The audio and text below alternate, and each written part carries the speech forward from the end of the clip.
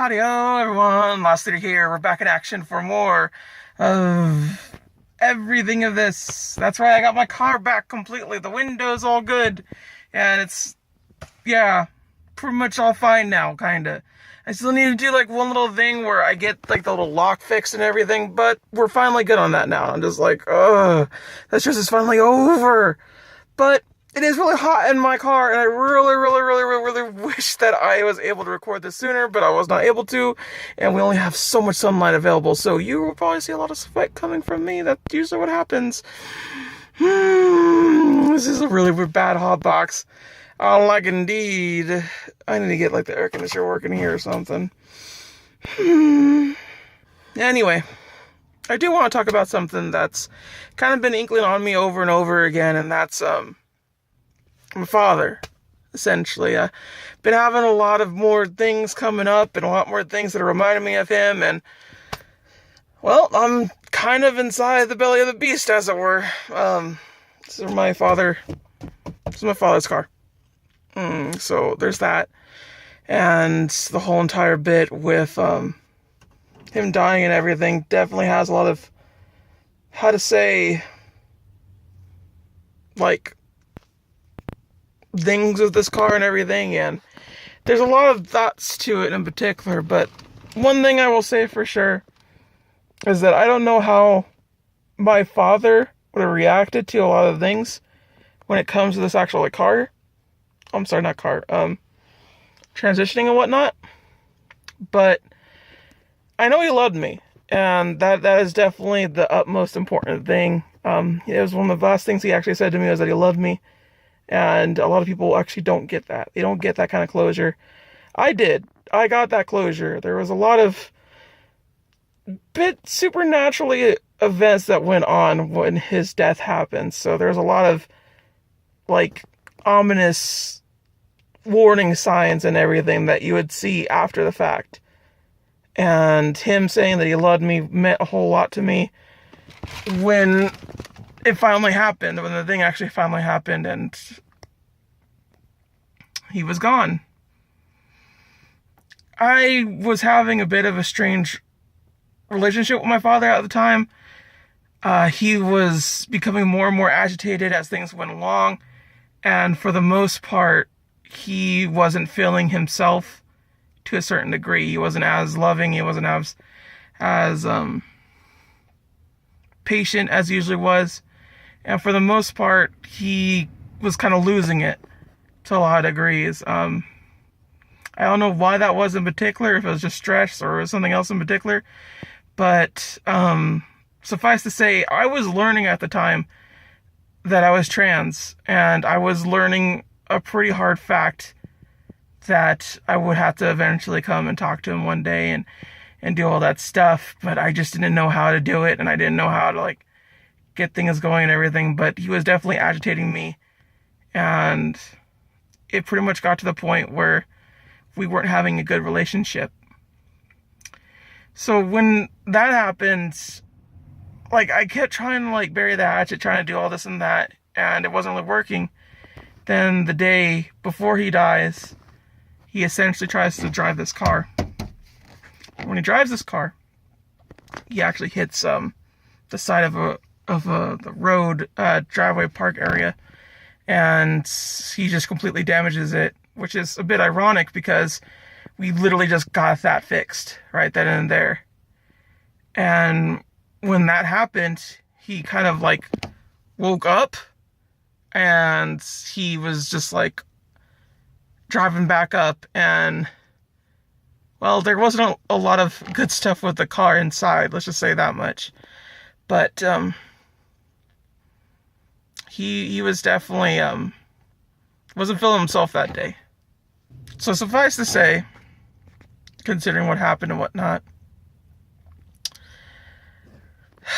we were all a little worried about him, and we decided to just kind of like make him rest a little bit, and just like he just kind of retired to the day.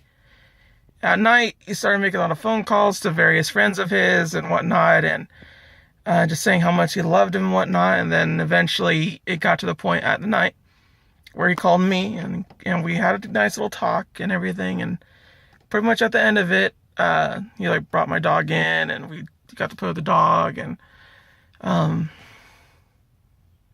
basically just told me he loved me. And that's like my little ending for my father. That's pretty much the conversation that I had with him. That's almost the last thing I heard, though. That definitely wasn't the last thing I heard. The last thing that I actually hear him say is when I woke up that morning. And as I usually do when I wake up, I actually pretend that I'm sleeping, and I just listen, because I'm just like, I don't want to deal with the rest of it. I don't want to open my eyes. I just want to listen. Nice little thing.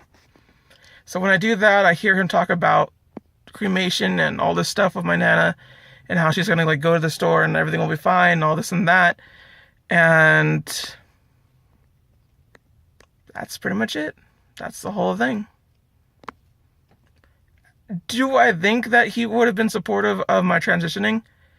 I don't think rightly so. But as I said before, he did indicate that he loved me, and I like to think in a certain way or fashion, like a magical thing or a gesture of some sort of a supernatural nature, that death gave him that chance to make amends and make those woes not happen. Because I love my father. I think he is one of the best people out there that I've ever met. Obviously for a number of reasons. But he meant a lot to me, and he meant a lot to a lot of people, and he brought a lot of joy to people. And it's just all these like littler things that just make it, you miss this person more, in all honesty. And I will tell you that right now, when it comes to losing somebody, what hurts the most, in all honesty, is the little things that you don't get to hear anymore. All those little mannerisms that they did, all those little things that they did for you, or they talked to you about, or what they did. Just those things, those little things, you miss it the most. It sucks, but that's how life goes. People can't live forever. It's an unfortunate thing. And in that time, I think he did decide to be like, hey, death, give me a night. I'll go with you. I understand. But don't take me now. And let me say my goodbyes to my family and friends. And I think that's what he decided to do. That's what I like to think happened. Because honestly, there's a lot of things that were happening that day, that last day, and that night, and the morning of, and it boggles my mind, honestly, from time to time, just what exactly happened there. I don't think about it too much, and I don't really talk about it much either. I'm not really that much of a talky person when it comes to my feelings. It takes me a while, but it is something that I did want to share, and something that I do think my father would eventually come around to, because he did love me. He loved me to death, honestly. And I don't think he would have been fully supportive, but there's a number of reasons why he wouldn't have been fully supported. I think all of them have to deal with my actual health and well-being more than anything else. And I don't mean in the sense that I may like have some sort of disease, but because it's dangerous being trans. It just is. My life expectancy is like far down because of that. And then I'm Mexican, so that doesn't exactly help all my situations either. So, yeah. I just wanted to, again, get that out there, just kind of say it, because honestly, I don't know what else to say, and considering my car's back, it feels a bit more appropriate. And I do think that is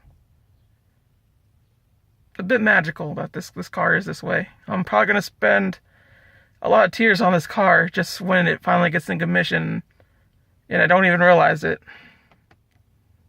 I'm surprised how much this car means to me. Surprised how much my dog meant to me. But those are things that were given to me from two people that I lost. That's what happens. I mean, you really just don't see where life's going to go. You're just kind of like, maybe this will work, maybe that will work. But at the very least, I know my father's feelings. And for full confidence, it's really gotten me through a lot of things when it comes to him and me. and it makes me happy. And that closure was definitely needed. It definitely was. We were not fighting.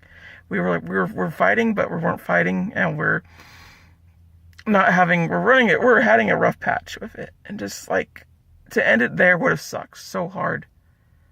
And at the time too, a lot of that rough patch, now I think about it, was just sort of me not wanting to be called things and all that such. And I didn't like it. I didn't like a lot of things. I wanted to tell him eventually. I think this is off the heels of me actually telling my mother, now I think about it. Well, yeah. I'm kind of surprised I went that far too.